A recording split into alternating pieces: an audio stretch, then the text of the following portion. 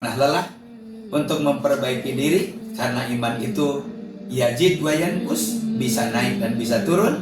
Maka rawatlah iman dengan ilmu, amal, dan doa kepada Allah Subhanahu wa Ta'ala. Assalamualaikum warahmatullahi wabarakatuh. Bersyukur pada Allah kita pada kali ini kita berjumpa kembali dalam acara Duet Pencerah Hati yang sudah episode yang hari ini kita masuk episode yang ke-9. Kali ini kita akan membahas terkait tema ciri-ciri orang yang beriman. Dan jangan lupa sebelumnya kami ingatkan untuk share, like, dan subscribe dari program ini. Ustaz, hari ini kita akan membahas satu tema yang sangat penting, yaitu ciri-ciri orang beriman. Bersama saya, Suprapto Mursid, telah hadir narasumber kita, guru kita, Ustadz Dr. Haji Didin Khairuddin. Ustadz, apa kabar hari ini?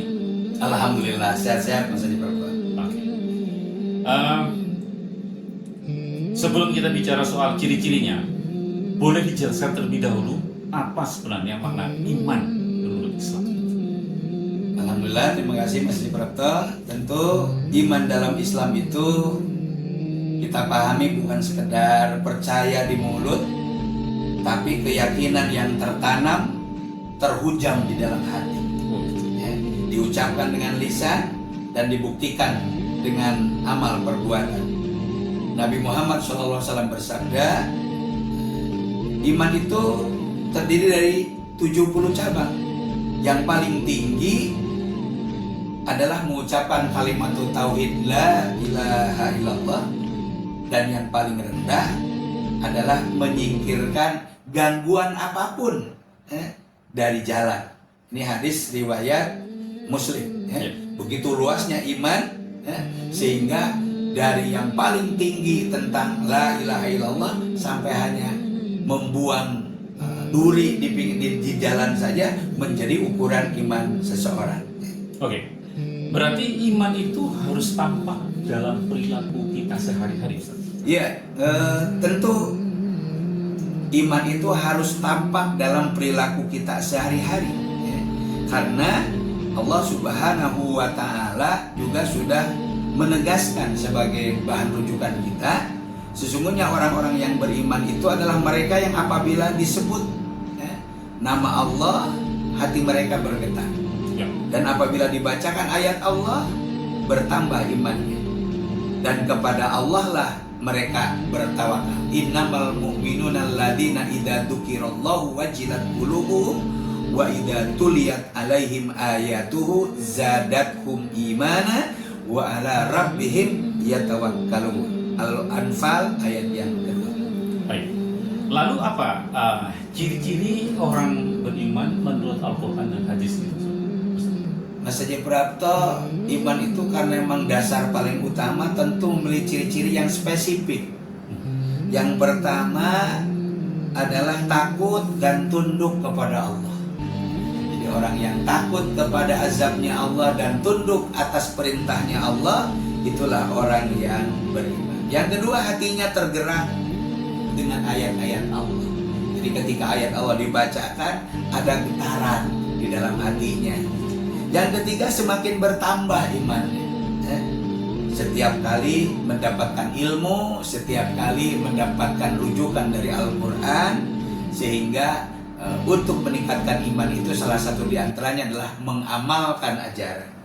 Yang keempat, bertawakal, artinya berserah diri, berpasrah diri kepada takdirnya Allah Subhanahu wa Ta'ala ala kulli hal dalam setiap urusan. Dan yang berikutnya adalah menegakkan sholat dan mengeluarkan zakat, tentu dengan diiringi keikhlasan. Jangan lupa Rasulullah juga pernah bersabda, tidak sempurna iman seseorang dari kalian hingga ia mencintai saudaranya sebagaimana ia mencintai dirinya sendiri. La yu'minu ahadukum hatta yuhibba li akhihi ma yuhibbu li nafsihi. Rawahu Bukhari dan Muslim. Dalam kehidupan modern seperti ini, bagaimana iman bisa jadi sumber pencerahan hidup?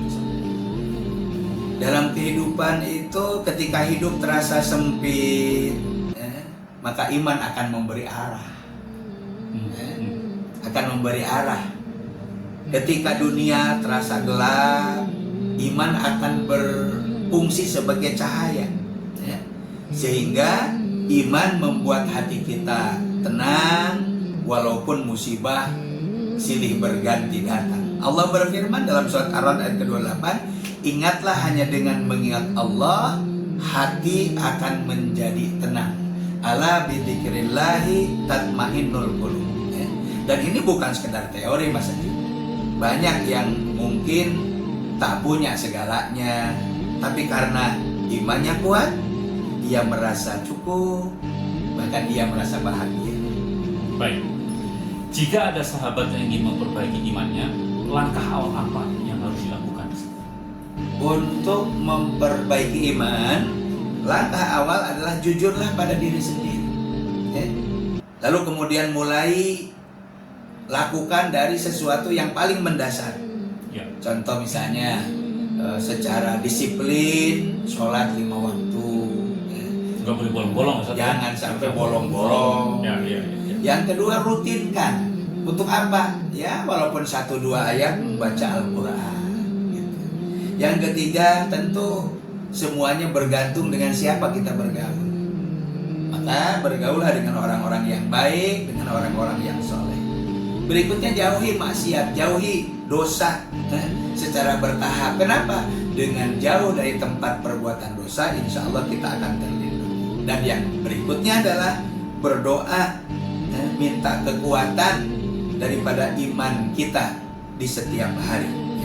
Jangan pernah malu untuk mulai kembali, karena Allah Subhanahu wa Ta'ala adalah Maha Penerima Taubat. Masya Allah. Begitu banyak pelajaran yang kita petik pada diskusi kita pada hari ini. Semoga kita semua termasuk orang-orang yang benar-benar beriman.